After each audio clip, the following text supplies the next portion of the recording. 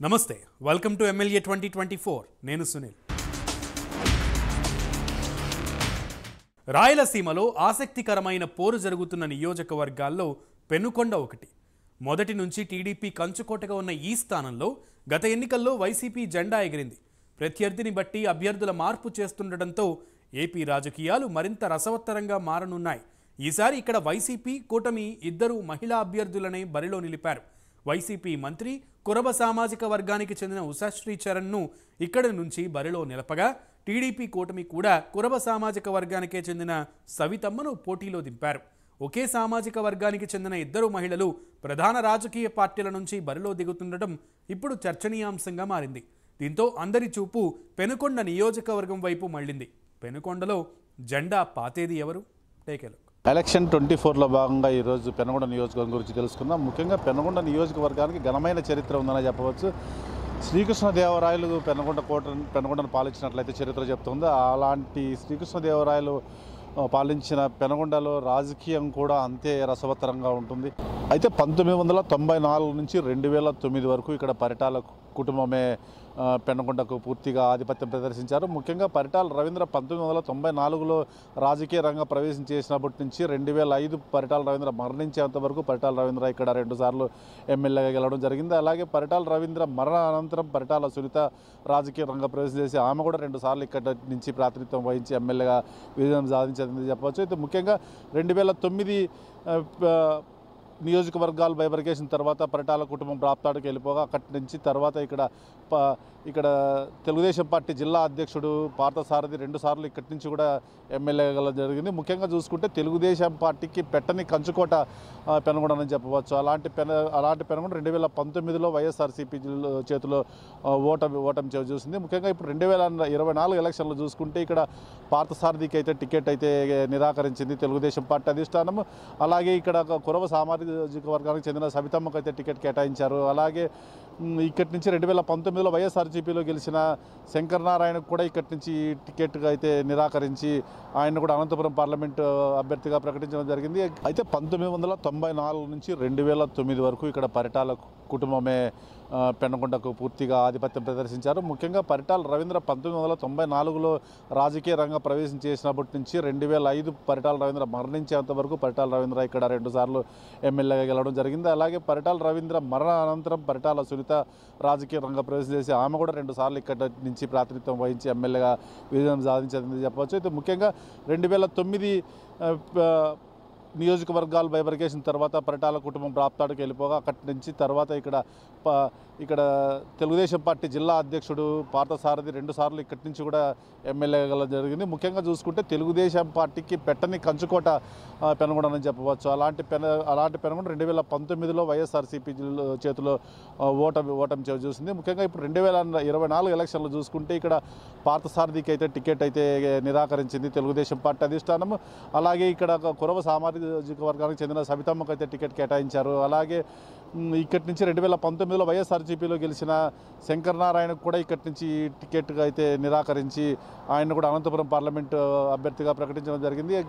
అయితే వైఎస్ఆర్సీపీ ఇక్కడి నుంచి ఉషాశ్రీ చరణ్ ఈసారి బరిలో దిగనున్నారు. అయితే 2019లో కళ్యాణదుర్గం నుంచి పోటీ చేసి అక్కడ విజయం సాధించి మంత్రిగా ఉన్న ఉషాశ్రీ చరణ్ కొన్ని అనివార్య కారణాల వల్ల 2024 పెనుగొండ నియోజకవర్గం నుంచి పోటీ చేయనుంది. అయితే ముఖ్యంగా ఇప్పుడు అంటే ఇద్దరు వైసీపీ మరియు తెలుగుదేశం పార్టీకి సంబంధించిన ఇద్దరు నేతలు కురవ సామాజిక వర్గానికి చెందినవారు కాబట్టి ఇక్కడ ఎలక్షన్ కూడా అంటే 24లో అంతే రసవత్తరంగా సాగనుంది.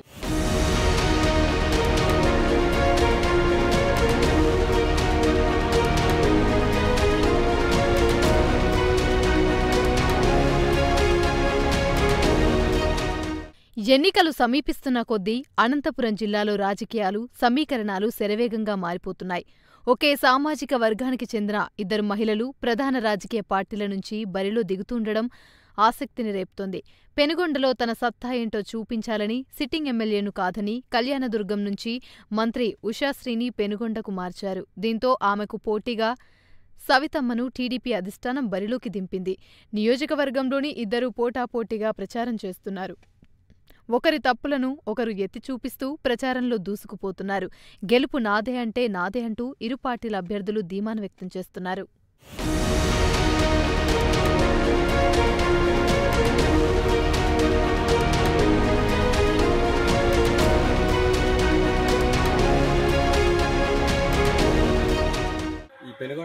నియోజకవర్గంలో 2014 నుంచి 19 వరకు చాలా అభివృద్ధి పనులు జరిగాయి. అందులో ముఖ్యమైనది కియా ఫ్యాక్టరీ. 13,000 కోట్లతో కియా ఫ్యాక్టరీ స్థాపించడం జరిగింది. అందులో ప్రముఖ పాత్ర పార్థసారథి అన్న గారికి, చంద్రబాబు నాయుడు గారికి దక్కుతుంది. వాళ్ళు ఎందుకు ఈ కియా పెట్టారనుకున్నారు? లోకల్ కాబట్టి, లోకల్లో ఉండే వాళ్ళ స్థితిగతులు, ప్రజల స్థితిగతులు అన్నీ వాళ్ళకి తెలిసింటాయి కాబట్టి వాళ్ళు ఒక మెరుగైన జీవితం అందించాలనే ఉద్దేశంతో ఆ కంపెనీ స్థాపించడం జరిగింది. ఆ కంపెనీలో దాదాపు డైరెక్ట్గా కావచ్చు, ఇండైరెక్ట్గా కావచ్చు కొన్ని వేల మంది ఉద్యోగ అవకాశాలు కల్పించారు వాళ్ళకు. ఈ శంకరనారాయణ వీళ్ళు 2019 తర్వాత 2024 వరకు ఒక్క కంపెనీ లేదు. వచ్చిన 10-15 కంపెనీలని ఈ జే ట్యాక్స్కి భయపడి అన్నదమ్ముల పరిపాలన మండలాలకు వాళ్ళు ఎక్కువైపోయి వచ్చిన కంపెనీలు కూడా ఒక 10-15 సబ్ బ్రాంచెస్ అన్నీ వెళ్ళిపోవడం జరిగింది. డెవలప్మెంట్ అంటే ఏమంటే ఏదో ఈ సచివాలయాలు కట్టడాలు ఇవి కాకుండా యువతకి ఉద్యోగ అవకాశాలు ఇవ్వాలి. యువతకి ఉద్యోగ అవకాశాలు ఇచ్చినప్పుడే వాళ్ళ జీవన ప్రమాణం అనేది పెరుగుతుంది. కాబట్టి 2014 నుంచి 19 వరకు చాలా మందికి యువతకి ఉద్యోగ అవకాశాలు ఇచ్చారు. ఈ 19 నుంచి 24 మధ్యలో అసలు ఒక్క మెగా డిఎస్సి లేదు, యువతకి ఉద్యోగ అవకాశాలు లేవు. ఏపీపీఎస్సీలో జరిగినా కూడా అవి ఏదో అవకతవకలని లంచాలకి లోబడి అవి రద్దు చేసేసినారు, అవి ఏపీపీఎస్సీ ఉద్యోగాలు కూడా. కాబట్టి మా అభిప్రాయం ఏమంటే ఇప్పుడు 2024 ఎలక్షన్లలో లోకల్ పరిస్థితులు తెలిసిన వాళ్ళు అంటే ఎవరు, అక్కడ ఎంపీగా పార్థసారథి అన్న గారు, ఇక్కడ ఎమ్మెల్యేగా సవితమ్మ గారినే మేము గెలవాలని కోరుకుంటున్నాం. పెనుగొండలో ఎలాగైనా జెండా ఎగరవేయాలని టీడీపీ అభ్యర్థిగా సవితమ్మను బరిలోకి దింపింది. అయితే సవితమ్మ స్థానికురాలు కావడం, సేవా కార్యక్రమాలతో పాటు ప్రజా సమస్యలపై పోరాటం చేసే తత్వముండడం ఆమెకు కలిసి వచ్చే అంశాలని టీడీపీ నేతలు భావిస్తున్నారు. ఉషాశ్రీ స్థానిక నేత కాకపోవడం కూడా ఈమెకి ప్లస్ అవ్వొచ్చని రాజకీయ విశ్లేషకులు చెబుతున్నారు. మరోవైపు సవితమ్మకు టికెట్ ఇవ్వడంతో పార్థసారథి వర్గం అసంతృప్తిని వ్యక్తం చేస్తున్నారు.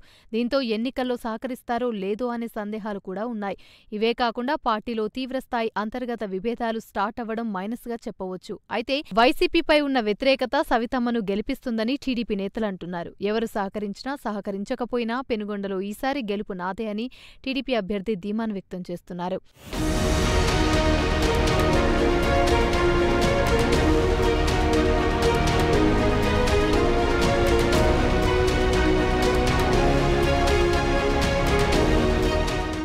శ్రీశైలం శ్రీనివాస్, మాది పెనుగొండ నియోజకవర్గము, గోరంట్ల టౌన్, గోరంట్ల మండలము. 2019లో శంకరనారాయణ గారు ఎమ్మెల్యేగా గెలిచినారు. అట్లనే మంత్రిగా అయినారు, రాష్ట్ర రోడ్డు భవన శాఖ మంత్రిగా అయినారు. మాకైతే అభివృద్ధి అయితే ఆయన ఏమీ చేయలేదు. తర్వాత వచ్చి మా టౌన్లోనే 2019 ఎండింగ్లో బాగున్న రోడ్డును పీకేశారు. పీకేసి ఆయన ఇంకా బాగా అభివృద్ధి చేస్తాము, అక్కడ సరండీర్ అంతా చిన్నగుంటే దాన్ని వర్షం వచ్చినప్పుడు నీళ్లు పొంగిపోయి ఇండ్లలోకి వస్తాండే, అవంతా డెవలప్మెంట్ చేస్తాము ఇండ్లలోకి రాకుండా అని చెప్పి ఏదో చేస్తారులే అని చెప్పింటే ఈ రోజు వరకు 2024 ఎన్నికలు వచ్చినాయి. ఇప్పుడు ఇంతవరకు మీరు కూడా ఎక్కడ ఈసారి ఎప్పుడైనా మసీద్ సర్కిల్లో పోయి చూడండి, రోడ్డు పీకేసినారు, ఇంతవరకు వేయలే. అంటే 2019 ఎండింగ్ 2024 స్టార్టింగ్లో చెప్పిండే మాట ఇంతవరకు వేయలేవాళ్ళు. అది తర్వాత వచ్చి మన గోరంట్లలో, మా గోరంట్ల మండలంలో ఎక్కడ కూడా అభివృద్ధి చేసిన పాపాన్ని పోలేదు. ఈరోజు వలసపక్షి ఇంకొక ఆమె ఉషశ్రీ మేడం వచ్చింది. ఆమె మేము అంత అభివృద్ధి చేశాము, రాష్ట్రం అంతా పెనుగొండ నియోజకవర్గం ఇంత అభివృద్ధి చేస్తాము మాకే అంటుంది. ఆయన చేసిండే ఆయనే 10 ఏళ్ళ నుంచి ఉండి శంకరనారాయణ గారే చేయలేదు. ఇంక ఈరోజు ఏమో వచ్చి ఆమె కూడా ఈ మాటలు చెప్తాను. ఎట్లా నమ్మేది ప్రజలు? అందుకు మేము లోకల్నే ఎంచుకుంటాం. ఎందుకంటే మాకు పెనుగొండ నియోజకవర్గంలో కియా వచ్చింది, గత ప్రభుత్వంలో కియా వచ్చింది, పక్కన చిన్న చిన్న పరిశ్రమలు వచ్చినాయి. ఈ ప్రభుత్వం వచ్చిన వాటిని చిన్న చిన్న పరిశ్రమలు అన్నీ ఎల్లగొట్టేసినారు. ఇది టోటల్గా అంతా ఎగరగొట్టినారు. ఇప్పుడు మాకు అందుకు కాబట్టి గతంలో తెలుగుదేశం ప్రభుత్వంలో కియా వచ్చినాయి, అనుబంధ సంస్థలు వచ్చినాయి. మళ్ళీ అదే పార్టీని ఇది చేసుకొని సవితమ్మ గారు గెలిచిపించుకుంటే మళ్ళీ వచ్చి ఈ చిన్న చిన్న పరిశ్రమలు మళ్ళీ వస్తాయి, మా గోరంట్ల అభివృద్ధి చెందుతుందని మేము నమ్ముతున్నాం. ఇక వైసీపీ అభ్యర్థి ఉషాశ్రీ తనదైన శైలిలో ప్రచారం చేస్తున్నారు. కొత్త నియోజకవర్గం కావడంతో పరిస్థితులను తనకు అనుకూలంగా మార్చుకునే పనిలో మంత్రి ఉషాశ్రీ పడ్డారు. పైగా కళ్యాణదుర్గంలో వ్యతిరేకత వచ్చిందని అధిష్టానం ఇక్కడకు మార్చింది. వైసీపీలో ఉన్న గ్రూపులన్నింటినీ ఒకతాటిపైకి తీసుకువస్తూనే టీడీపీలో తీవ్రస్థాయిలో ఉన్న వర్గ విభేదాలను తనకు అనుకూలంగా మలుచుకునే వ్యూహాలు రచిస్తున్నారు. నాన్ లోకల్ కావడం ఉషాశ్రీ చరణ్కు పెద్ద మైనస్గా మారింది. దానికి తోడు కళ్యాణదుర్గంలో ఆమె ట్రాక్ రికార్డులు అంతగా లేకపోవడం, రెండో విడతలో మంత్రి పదవి వచ్చినా ఆమె ఈ ప్రాంతానికి చేసిందేమీ లేదని పేరు తెచ్చుకోవడం, ఇవన్నీ ఉషాశ్రీపై ప్రభావం చూపించవచ్చని రాజకీయ నాయకులు భావిస్తున్నారు.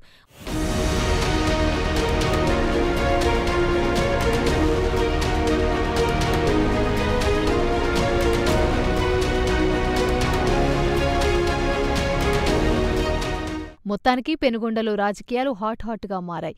ఇరు పార్టీల అభ్యర్థుల మధ్య పోటీ తారాస్థాయికి చేరింది. గెలుపుపై ఎవరికి వారు ధీమాను వ్యక్తం చేస్తున్నారు. మరి రెండోసారి గెలిచి పెనుగొండలో వైసీపీ జెండా ఎగరవేస్తుందా, లేదంటే టీడీపీ గెలిచి తన కంచుకోట అనే పేరు నిలబెట్టుకుంటుందా అనేది వేచి చూడాల్సిందే.